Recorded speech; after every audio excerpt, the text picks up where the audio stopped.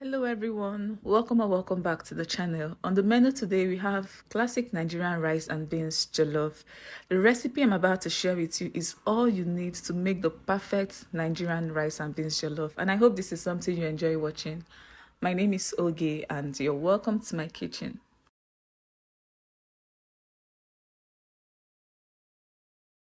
Let's get started. My protein of choice for today's recipe is fish, and I have my properly cleaned mackerel fish. I've just added that into my pot. I love making my rice and beans jollof with fish, but this is my preference. Feel free to use whichever protein you prefer, like turkey, beef, or chicken. Just use whichever one that works for you.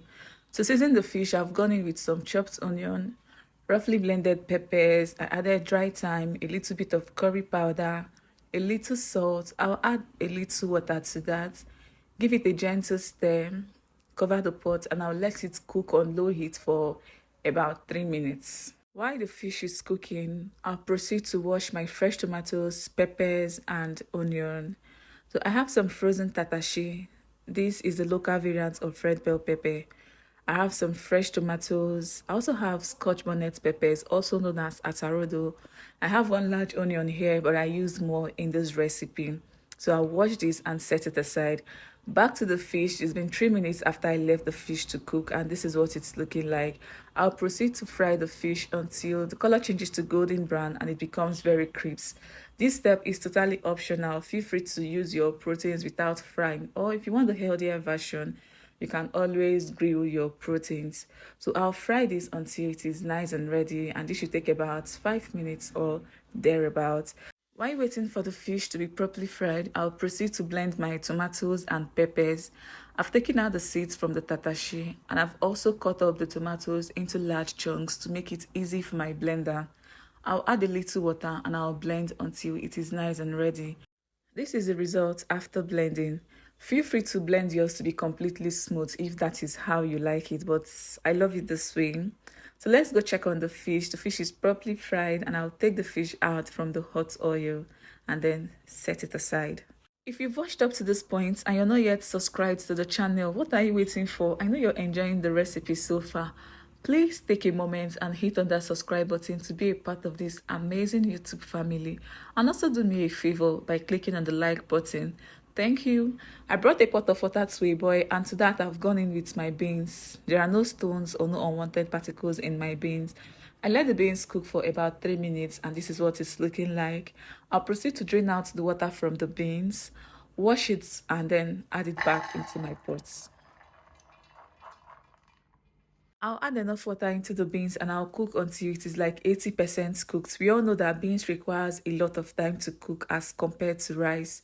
So I'll cover the pot and let it cook. While that is going on, I'll proceed to prepare my jollof stew. I'm using some of the oil that I use in frying the fish. I reduce the quantity of oil, and to that I've gone in with my chopped onion.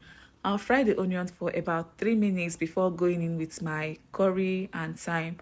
I love adding this at this point because it helps to build flavors.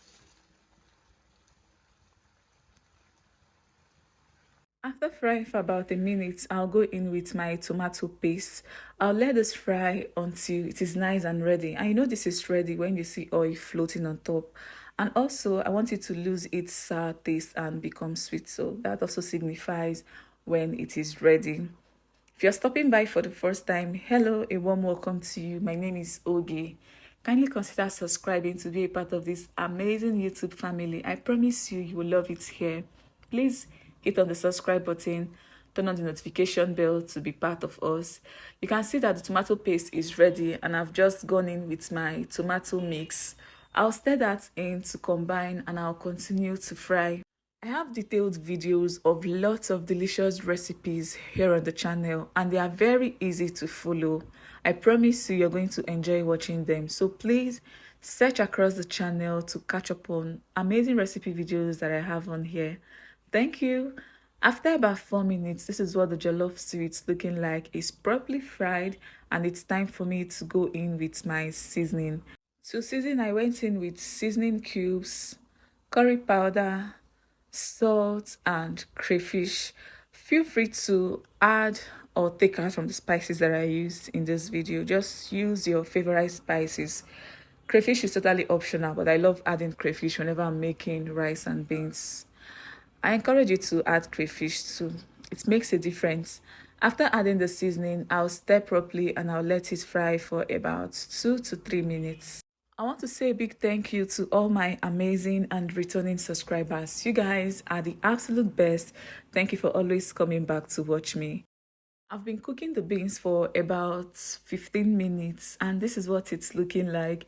The beans is like 80% cooked at this point and it's ready to accept my rice. I parboiled my rice off camera and I'm using about 3.5 cups of rice for today's recipe. I'll add the rice into the mix, give that a good mix until they combine properly. If you've watched up to this point, thank you so much for staying with me. It means a lot to me and I'm truly grateful.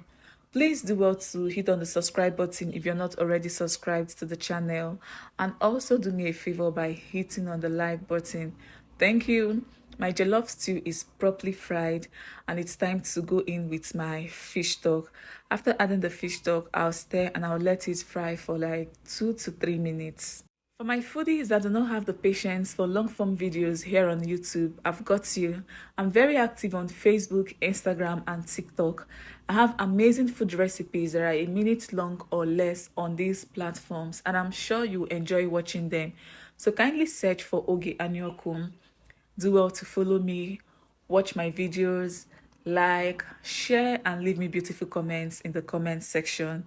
I'll transfer the jollof stew into my rice and beans. I'll give that a good mix until they get to know each other really well. I also have a second YouTube channel where I post entertaining and interesting lifestyle vlogs. I also post beauty and skincare. So please do well to search for I am Ogianyoko on YouTube to follow my second channel. Thank you. I felt like the stew I added the first time was not enough, so I decided to go in with more. I'll mix that in until it combines properly, and then I'll cover the pot and let it cook.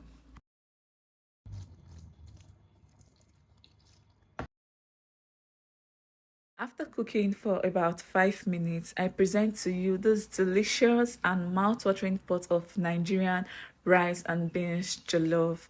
What do you guys think of this delicacy, this pot of goodness? Are you a lover of rice and beans jollof? Let me know down in the comments. And is this something you want to try out? I really hope you do. You're going to love it. So this food is ready and it's time to dish this yumminess into my plate.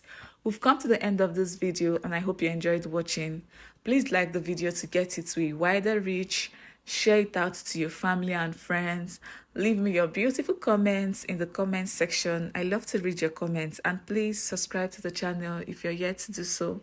Thank you for stopping by and I would love to see you all in my next one. Bye.